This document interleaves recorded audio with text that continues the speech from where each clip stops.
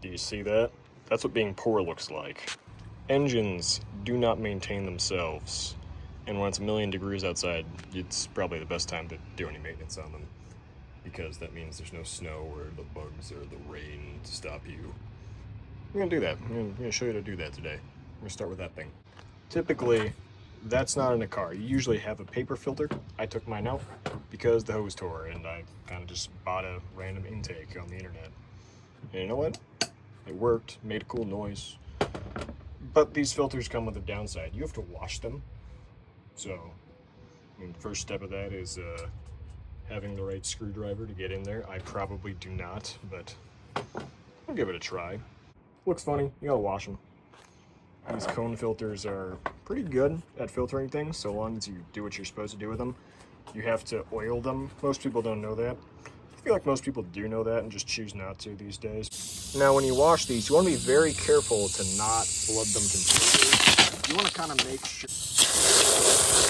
Now, obviously, you've just gone and covered your filter in water, so you do have to let it dry. Preferably just outside, anywhere. Put it anywhere. It doesn't matter. Put it in there. Put it on that thing. Just as long as it's in the sun, it's going to dry. All the water's going to get out of it. While you're doing that, you can get to cleaning up whatever this is. I think they call that an engine. Now is a decent time to clean everything else up in here. You have a lot of plastics in the engine bay, a lot of metals, a lot of random things that over time will get dirty. Most people would probably assume, oh, you know, it sucks in the air there. Water can't get in. This has to be sealed. You can very clearly see by the hole, this is not sealed and never has been. Some engine bays are fancy enough to where they have like proper under trays. This is not. Most cars don't have that. Your car isn't that fancy. Just trust me on that one, okay? So when you're in here, you can kind of just throw whatever you want in it. Oh God. Now, if your car is extra hungry like mine, it might just eat what you throw at it. But this kind of stuff, this interior whatever stuff, it's made for plastic. So things like this, your little cover here, you can take that off. You can spray it down with this, wipe it down. That cover there, if you're feeling adventurous, you can take that off. This cover, which is a pain in my butt because it always gets scratched up when I work on the car, take that off, clean up with this stuff. But honestly, the best advocate, the best thing to use for any sort of engine bay cleaning, just get some water, some soapy water, spray everything down, hose it off. Maybe a little like brush and scrub things like this. I should take that off, I don't need that anymore. It's staying on. You can kind of just get in there, scrub things over, clean everything up. Typically avoid this, anything electrical. Most engines these days will have some sort of polished aluminum bits on them. If you're gonna clean those up, I recommend some kind of like tiny, softer wire brush. You can also still use soap and water on them, and that tends to work fairly well. Avoid the exhaust if you were just driving the car, because you'll just end up with a lot of steam and maybe some bad noises. Your steering rack back there, it doesn't matter, don't worry about it. One might ask themselves, why am I doing a video on detailing and at that telling you everything wrong? This is fine, this doesn't need anything anymore. That I don't have money for right now. So you're stuck with that thing. You're stuck with the cube. Sorry, buddy. Now, even if you're smart enough to know that that's a vent line, you still don't want to get water in there. Because if you're smart enough to know that that vents things out, you're also smart enough to know that if you take the vent off, it sucks things in. So yeah, put a bag on it. Bag a lot of things, and then just, hose everything down, because, let's be honest, we're not professionals here. We have no time to do things properly. I mean, I did that properly, and it looks fine. It's marred up anyway. But the rest of this, no. We're not doing this correctly. If you want correct, go watch Chris Fix's video on this, alright? It's really good, and that's where I learned like maybe 2% of what I'm doing here. Also, if you got this set anyway, you might as well just get everything else while you're here, Really make sure that nothing actually comes off, but it gives you the illusion that it's clean, because you've now covered it in water. For the 2 people watching this, who happen to also do YouTube, you ever wonder what your neighbors think of you? Pretty sure mine think I'm crazy. Typically, you don't wash any interior panels, but this is a Honda Element, so I don't care.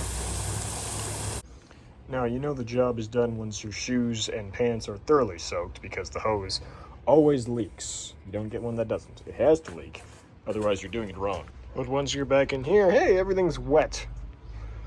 Clean? No, some of it's clean. It's cleaner. That's what I'm after. Now, once you have thoroughly water damaged your phone, you're probably going to ask, why did I do this? Why did I watch this video? It's because you're a bit like me. You don't really care. You just want it to look nicer. This might get you there. Also, we're not done yet. We still have to get this guy back on. Now, once you've entered the garage of despair and destruction, I want you to go into the cabinet with all the chemicals and, not that one. This guy. This is what you're looking for. You don't have to use the K&N stuff. I do because I'm cheap and it's actually the only thing they have at the store. And they're right, buddy. You went to the store with me. He likes the auto parts store. Did you know that? For those who don't understand how a filter works, all of the oil-based filters have pores in them. That's how the air gets in. But you have to oil them, otherwise those pores are just open to the air and anything can get in, like dirt. No, half the stuff in there ain't even mine. I'd say most of it isn't. Like those drums. Those aren't my drums. I don't know how they got in the garage. Once you've got your filter juice, kind of just spray it all over that guy. You know, just kind of all the way around. Preferably not like that. I should redo that.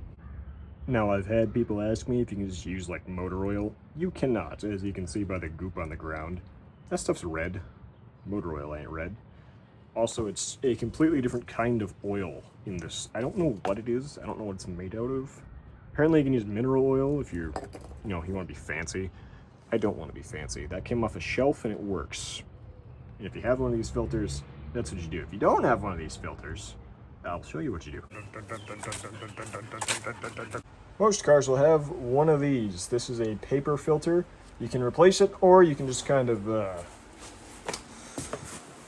just really bang it on the ground a few times like that. Not exactly like that. You'll be more controlled with it.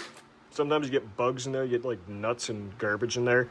I don't use these because I don't like replacing things. So it goes over there in the pile of trash. Once everything is done, you just kind of stick that bad boy back on there. And I'm missing the hose clamp. Hold on. Now that you've got your hose clamp on there, you just kind of, that's it. You tighten the clamp, you're done. You close the hood.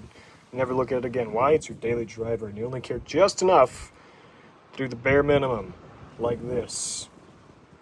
Was this educational? No, but I hope you enjoyed. Have a nice day. Roll it. Clock set!